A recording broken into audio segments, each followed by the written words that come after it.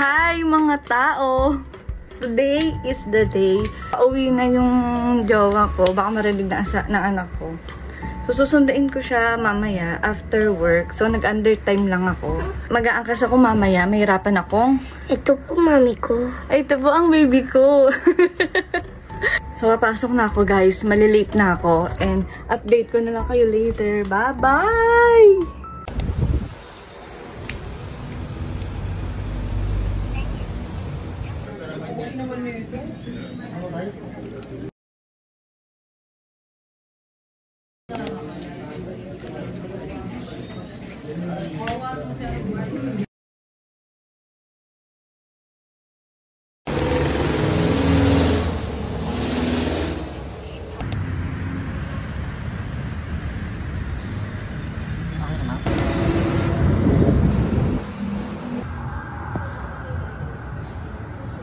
Okay. Tanungin tayo sa ano lang.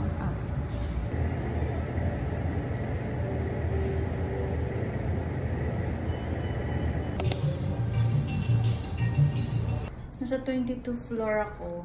In-upgrade daw nila, sabi nung front desk.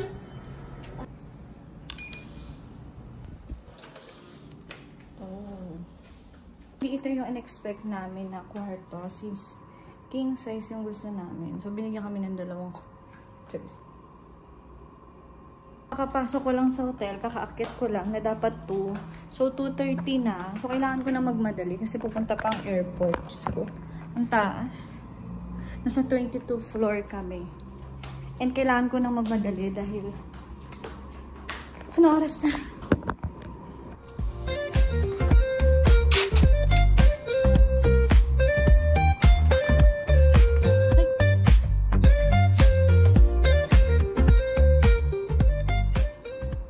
Grabe naman ang effort.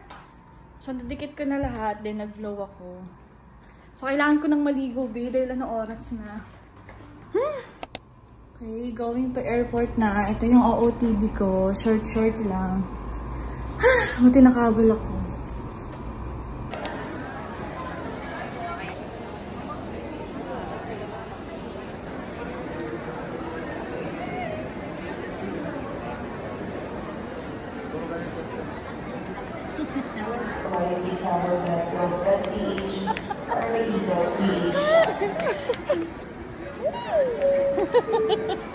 Ay, gamit mo.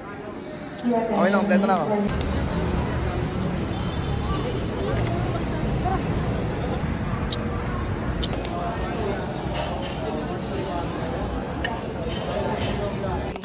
I-appreciate mo yun.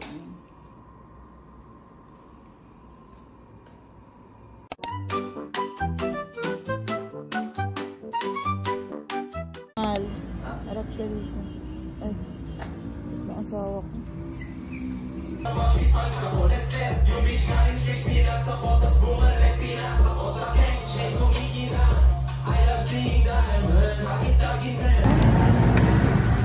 Kain silog.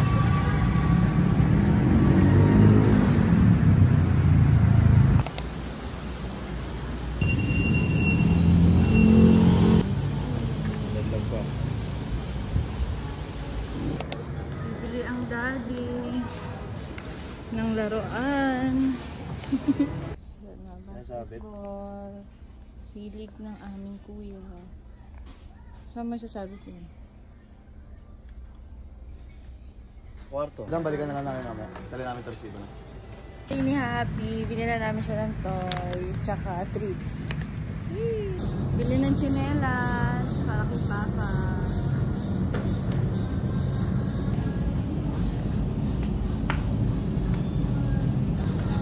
Para kay Papa. Okay, check out na. Ready? Check out na. Uwi na kami.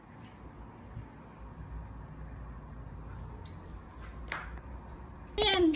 Sino yung nag-deliver sa'yo? Sino yan? Daddy ko. Sino yan?